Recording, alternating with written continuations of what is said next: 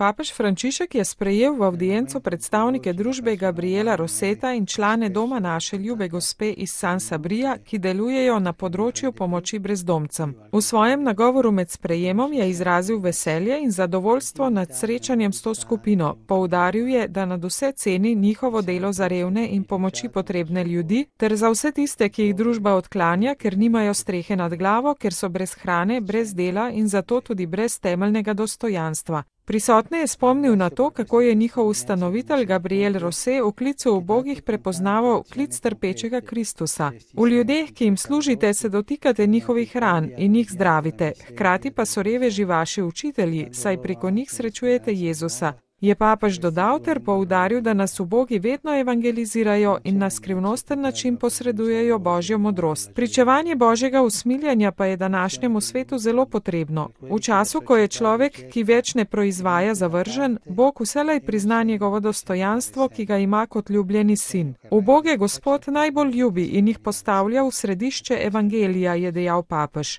Dodal je še: zahvaljujem se vam za pričevanje usmiljenja, ki ga kažete s tolikimi konkretnimi, preprostimi in človeško toplimi dejanji.